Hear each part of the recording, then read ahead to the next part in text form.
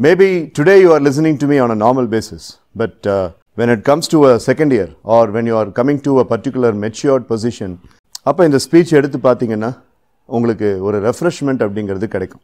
22,000 students படிக்கிற மாதிரி இந்த காலேஜ் இவ்வளோ பெரிய சாம்ராஜ்யத்தில் வளர்ந்துருக்குங்கும் போது அதில் நீ ஒரு பார்ட்டாக இருக்க அப்படின்னா you have to be very very proud. நம்ம குடும்பத்தில் இருக்கிற லெகசினால் ஒரு யங்ஸ்டராக உனக்கு ஒரு ப்ரவுட்னஸ் கிடைக்கும். நீ ஒரு ஊரில் வாழ்கிற அப்படின்னா அந்த ஊருடைய லெகசினால் உனக்கு ஒரு ப்ரவுட்னஸ் கிடைக்கும். ஆனால் அது எல்லாத்தை விட முக்கியமான ஒரு விஷயம், உன்னுடைய சன்ஸ் டாட்டர்ஸ் அவங்களுடைய சன்ஸ் டாட்டர்ஸ்ன்னு ஜெனரேஷன்ஸ் வழியில் பேசக்கூடியது நம்மளுடைய ஊரில் வாழ்ந்ததோ இல்லை குடும்பத்தில் வாழ்ந்ததோ அல்ல, நீ எங்கே படித்த அப்படிங்கிறது. யூ see, நீ நல்லவன் கெட்டவன், உனக்கு இந்த ஸ்ட்ரென்த் இருக்குது, உனக்கு இந்த வீக்னஸ் இருக்குது, நீ இவ்வளோ நல்ல ஆள் இவ்வளோ மோசமான ஆள், அதெல்லாம் இங்கே பேச்சே இல்லை. என்னை பொறுத்த வரைக்கும் உன்ன மாதிரி ஒரு ஸ்ட்ராங்கான யங்ஸ்டர் இது வரைக்கும் வந்ததும் இல்லை, இதுக்கப்புறம் வரவும் போகிறதில்ல. ஏன் அப்படின்னா நான் யங்ஸ்டராக இருக்கும்போது நீ பார்த்த விஷயத்தை நான் பார்க்கல. இப்போது நீ இங்கே உட்காந்துருக்கும்போது 3rd ஸ்டாண்டர்ட் 4th ஸ்டாண்டர்டுன்ட்டு ஸ்கூலில் குழந்தைங்க படிச்சுட்ருக்காங்க. அவங்களும் உங்களை மாதிரி ஸ்ட்ராங்காக இருக்க முடியாது. ஏன்னு சொல்லி கேட்டால் எந்த யங்ஸ்டர்ஸும், தமிழ்நாட்டு யங்ஸ்டர்ஸ், இந்தியன் யங்ஸ்டர்ஸ், மற்ற கண்ட்ரிஸை பற்றி பேசுகிறதுக்கு எனக்கு விருப்பம் இல்லை, but Indian youngsters and youngsters of Tamil Nadu இது வரைக்கும் பார்க்காத ஒரு மிகப்பெரிய இன்னலை நீ பார்த்து பொழைச்சி எமனை நேரில் பார்த்து நீ உயிரோடு வந்திருக்க. You have been waking up. உனக்கு நல்லா ஞாபகம் இருக்கும், நீ எந்திரிச்சோன்னே அப்பாடா இன்றைக்கி நம்ம உயிரோடு இருக்கோம் அப்படிங்கிற மாதிரி ஒரு ஃபேஸை நீ தாண்டி வந்த. நம்ம ரைட் வரணும். இன்றைக்கி நம்ம அப்பா உயிரோடு இருக்கார், சந்தோஷம், தேங்க்யூ காட். அம்மா உயிரோடு இருக்காங்க, சந்தோஷம். எவ்வளோ கொடுமையான நாட்கள் அது. அது ஒரு யங்ஸ்டராக நான் ஃபேஸ் பண்ணது கிடையாது. உனக்கு அப்புறம் வரப்போகிற அந்த யங்ஸ்டர்ஸ், இந்த ஸ்கூலில் இருக்கிற யங்ஸ்டர்ஸ், இன்றைக்கி இந்த ஸ்கூல் பசங்க 1000 பேர் இந்த காலேஜை சுற்றி பார்க்குறாங்களே, அவனுக்கு ஃபேஸ் பண்ண போகிறது கிடையாது. நீ மட்டும்தான் ஃபேஸ் பண்ணியிருக்க. ஸோ எப்பேற்பட்ட விஷயத்தை நீ கடந்து வந்திருக்கங்கிறத தயவு செய்து ரியலைஸ் பண்ணிப்பார். நீ அதை ரியலைஸ் பண்ணிட்டீனாலே போதும். லைஃப் வந்து நீ நினைக்கிற மாதிரி பயங்கர டஃப்பு, நீ நினைக்கிற மாதிரிலாம் இல்லை, ரொம்ப கஷ்டம், படாத பாடு படணும் அப்படின்லாம் நான் அவங்ககிட்ட சொல்ல மாட்டேன். அப்படி தான் அவங்ககிட்ட எல்லோரும் சொல்லி வச்சுருக்காங்க. லைஃப் ஆக்சுவலாக ரொம்ப easy. Let me tell you 4 reasons, 4 முக்கியமான எவிடன்சஸ் வந்து நான் சொல்கிறேன். உன்னால் எதையுமே ஈஸியாக இன்றைக்கி கற்றுக்க முடியும். If Deepika wants and she has to know how commerce field was in the year 1990, ஒரு மணி நேரம் இன்டர்நெட் முன்னாடி உட்காந்தா தீபிகா அதை கண்டுபிடிச்சிட முடியும். am I right or wrong? So இதுக்கு பேர் என்னது? Ease of access. ஈஸ் அப்படின்னா என்ன? ஈஸினஸ். ஆக்சஸ் அப்படின்னா reach. You can access anything because of the internet that you have, and you have your world in the palm. That's first reason for calling your life as easy. இன்னொரு முக்கியமான விஷயம், ரெண்டாவது reason என்னன்னு சொல்லி கேட்டா, ரொம்ப முக்கியமான விஷயம். இந்த 4 ரீசன்ஸ்ல ரொம்ப ஸ்டூபெண்டஸான இன்னொரு முக்கியமான reason for calling your life as an easy one. நீ எல்லாருமே இங்க இருக்கிற அத்தனை பையனும் அத்தனை பொண்ணும் ஆண்டர்பிரினர் ஆக முடியும். நீ ஒரு யூடியூப் சேனல் ஆரம்பிச்சின்னா யூ ஆர் அன் ஆண்டர்பிரினர். ஒரு சேனல் ஆரம்பித்து face on face off. Face off அப்படின்னா வாய்ஸ் மட்டும், ஃபேஸ் ஆன் அப்படின்னா நீயே கேமரா முன்னாடி நின்று பேசி உனக்கு பிடிச்ச ஒரு விஷயத்தை பற்றி ஒரு அவேர்னஸை க்ரியேட் பண்ணுறதுக்கு ஒரு சொசைட்டல் பிளாட்ஃபார்மாக ஒரு யூடியூப் சேனலை நீ ஆரம்பி. Like you mention about face painting. நீ ஒரு சேனல் ஆரம்பித்து ஃபேஸ் பெயிண்டிங் பேசிக்ஸ்லேருந்து அப்படியே மெல்ல மெல்ல மெல்ல மெல்ல வாரத்துக்கு ஒரு வீடியோ 8 நிமிஷம் அப்படிங்கிற மாதிரி நீ போட்டுகிட்டே வந்தீங்கன்னா 1000 சப்ஸ்கிரைபர்ஸ் வந்துட்டாங்க, 4000 வாட்ச் ஹவர்ஸ் அப்படின்னா YouTube will start paying you. ஆனால் கரெக்டான திறமைகள், கரெக்டான தன்னுடைய பொட்டன்ஷியலை வெளிப்படுத்துகிற யங்ஸ்டர்ஸும் யூடியூப்பில் இருக்காங்க.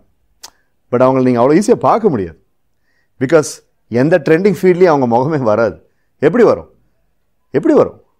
ஏன்னா அவங்க என்டர்டெயின்மெண்ட்டை யூஸ் பண்ணுறதில்ல, ஸ்போர்ட்ஸை யூஸ் பண்ணுறதில்ல, செலிபிரிட்டி யூஸ் பண்ணுறதில்ல, அவங்க திறமையை மட்டும் யூஸ் பண்ணுறாங்க. அந்த மாதிரி ஒரு சேனலை நீ ஆரம்பி.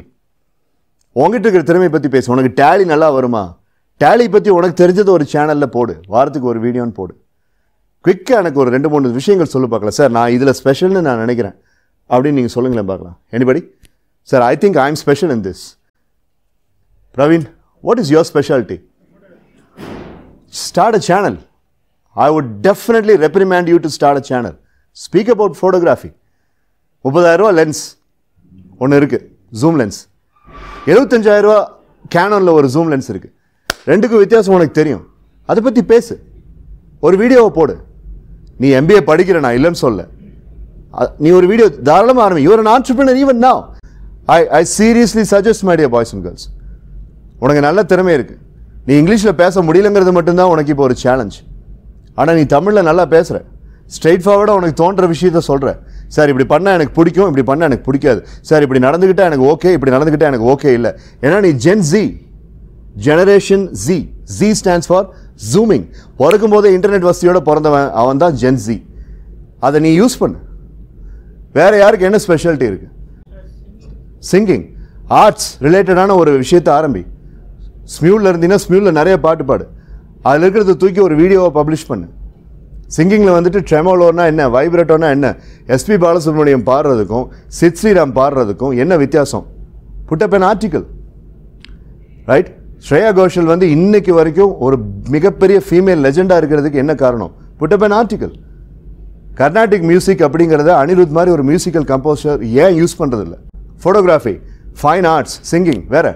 ஸோ செகண்ட் ரீசன் என்னன்னு சொல்லி கேட்டீங்கன்னா, everybody can become an entrepreneur. So யோசி, நாங்கள் படிச்சிருந்த காலத்தில் MBA அப்படிங்கிறத முடித்து ஒரு பர்டிகுலர் ஸ்பெஷலைசேஷனை படித்து முடித்த பிறகு தான் வேலை செய்கிறதுக்கு நாங்கள்லாம் எலிஜிபிள். ஆனால் நீ அப்படி இல்லை.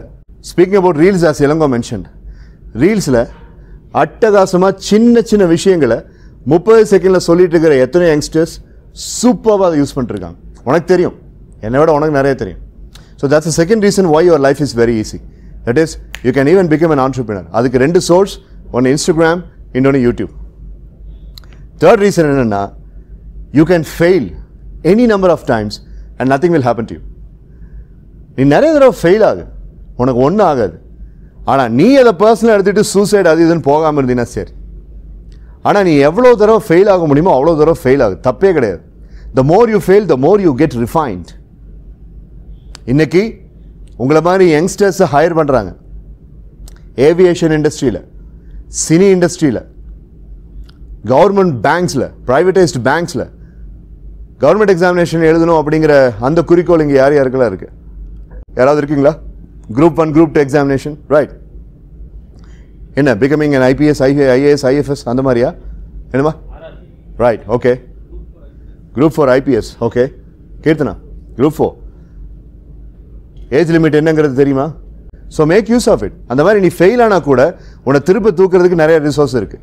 அண்ட் த 4th ரீசன் என்னன்னா, மென்டல் ஹெல்த் அப்படின்னு சொல்லி இன்றைக்கி காலையில் பிரவீன் சௌபன்யா டீமில் நின்று பேசினா. அப்படி அந்த மென்டல் ஹெல்த் அப்படிங்கிறத சரி வர புரிஞ்சு வச்சிருக்கிற ஜெனரேஷன் உங்கள் ஜெனரேஷன் மட்டும்தான்.